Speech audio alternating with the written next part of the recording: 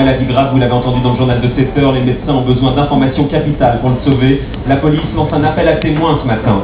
Il est à la une de nombreux quotidiens. Ce matin également, le général Rondeau, procès Clearstream, comme prévu. L'officier a contredit la version de Dominique de Villepin. L'avocat de Nicolas Sarkozy à 8h20 sur Europe 1 avec Jean-Pierre Cabache. Et puis attention, les SMS en classe, ça fait des ordres. Près d'un élève sur deux utilise son téléphone portable pendant les heures de cours.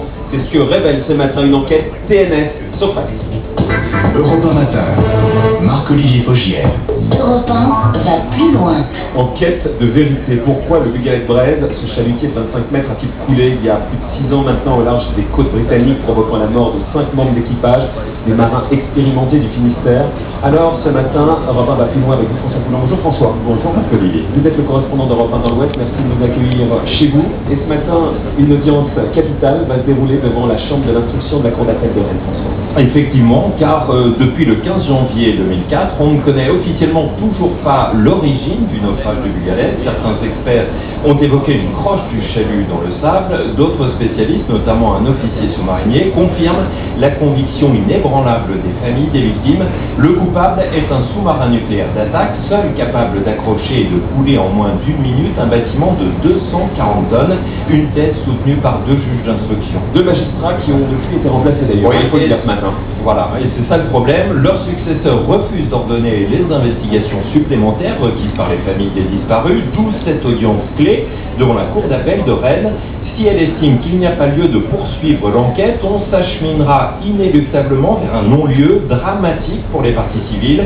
J'ai rencontré Rémi Glohaguin qui a perdu son frère Patrick dans le naufrage.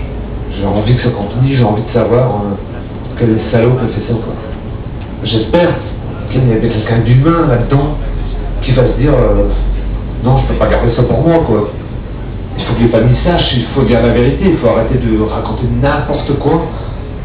Que voulez-vous faire à votre petit niveau contre l'État français, contre l'État anglais, contre l'État hollandais? On est des merdes, quoi. 3 fois, on a demandé à M. Sarkozy de nous recevoir. Est-ce que ça le dérange quelque part? Est-ce que M. Sarkozy sait des choses? Pourquoi pas nous dire la vérité? Témoignage bouleversant, on entend François, les familles des victimes veulent connaître précisément les positions de tous les sous-marins nucléaires d'attaque au moment du drame. 5 pays en possèdent, il faut le dire, les États-Unis, l'Angleterre, la Russie, la Chine, mais également la France. Oui, la France qui est dans le collimateur de toutes les familles. On dit qu'ici, même si l'auteur de l'accident n'est pas un sous-marin français, les autorités de l'Hexagone connaissent forcément la vérité. Le frère de Bertrand Le Floch, Pascal, est décédé dans le naufrage. Je suis sûr et certain que l'État français est au courant de tout ce qui s'est passé, sûr et certain. Il y a une femme, bien sûr, que j'aurais aimé voir, c'est Madame Alliot-Marie, qui aurait pu quand même se manifester, qui aurait pu venir nous voir, qui aurait pu expliquer aux familles du Bugalet de Braise, c'est un assassinat. 5 marins qui ont été assassinés sur leur lieu de travail, et ça c'est très très fort. Il faut qu'on arrive à savoir qui c'est. C'est vrai, quelle importance pour vous qu'on mette un nom sur celui que vous croyez être le coupable? Pour nous, un gros soulagement. Alors on peut aller au cimetière et puis moi je pourrais dire à mon frangin, voilà, ça y est, c'est fait. On a su, point final.